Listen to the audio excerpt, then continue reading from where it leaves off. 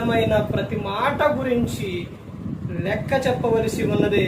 మాట్లాడే ప్రతి ఒక్క మాటకు కూడా తీర్పు అనేది ఉంది.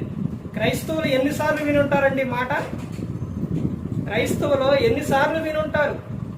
చాలా సార్లు వినుంటారు. యామైద్దులే అనుకుంటున్నారు. ఒక రోజు అనేది ఉంది. ఆ రోజున నువ్వు దేవునికి లెక్క చెప్పాలి.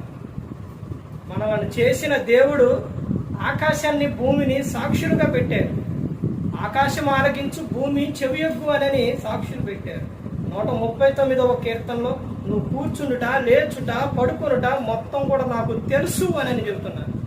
ఈ అంతరేంద్రియములను, మన దేహంలో ఉన్న ప్రతి ఒక్క అవయవాన్ని కూడా ఆయన పరిశీలనిస్తుండ.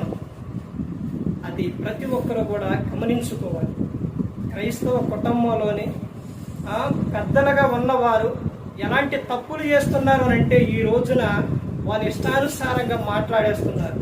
ఎలా పడితే అలా మాట్లాడేస్తున్నారు. చిన్న పిల్లల ముందు లేకపోతే ఇంకెవరన్నా ఉన్నారనే ఆలోచించకుండా ఎలా పడితే అలా మాట్లాడేస్తున్నారు. అలా మాట్లాడినప్పుడు ఏం జరుగుతుంది? అక్కడ ఏం చెబుతున్నారో చూడండి కింద. నీ మాటలను బట్టి నీతిమంతుడు అని తీర్పునందుకు, నీ మాటలను బట్టి అపరాధమని తీర్పునందుకు. ఇక్కడ రెండు విషయాలు ఉన్నాయి.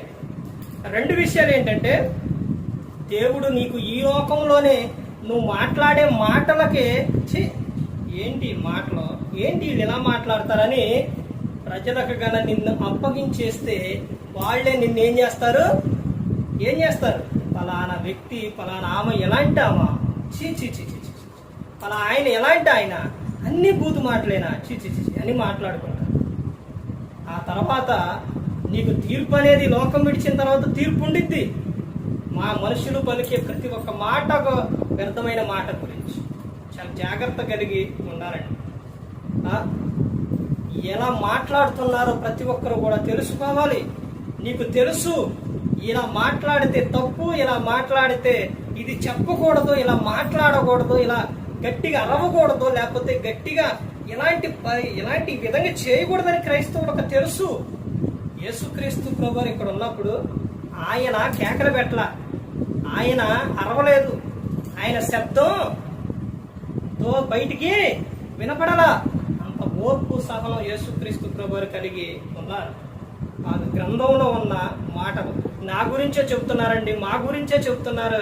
ఇవి ఏంటి నా గురించే ఉన్నాయి అని అంటే నీలో ఉన్న లోపం అది నువ్వు సరి చేసుకున్నప్పుడు, నువ్వు పరిశుద్ధంగా నువ్వు జీవించినప్పుడు, నీలో ఏ లోపం లేకుండా నువ్వు జీవించినప్పుడు, ఒక వ్యక్తిలో పాపం ఉంటే భయం వేస్తుంది. ఆ పాపాన్ని పోగొట్టుకుంటే నువ్వు పరిశుద్ధంగా జీవిస్తే ఈ లోకం విజయం పరలోకానికి చేరుకుంటావు. ఎవరు నశించే నరకానికి వెళ్ళిపోకూడదని యేసుక్రీస్తు ప్రభువారు ఈ లోకానికి వచ్చి మనందరి కోసం సిలువలో ఆయన మరణించారు. ప్రతి ఒక్కరు కూడా దేవుని యందు భయభక్తులు కలిగి పరిశుద్ధాత్మ మాట ఇంటూ హృదయ శుద్ధిని కాపాడుకుంటూ క్రీస్తుని పోలి నడుచుకున్నప్పుడు ఈ లోకం విడిచినట్టు పరలోకానికి చేరుకుంటారు. మరి ఈ విధంగా నిలబెట్టి మాట్లాడించిన తండ్రి అయిన దేవునికి కృతజ్ఞతలు చెల్లిస్తూ, ఇంతవరకు శ్రద్ధగా ఉన్న మీకు ప్రభు పేట నా హృదయపూర్వకంగా చెల్లిస్తూ ఈ మాటలు ముగిస్తున్న అందరికీ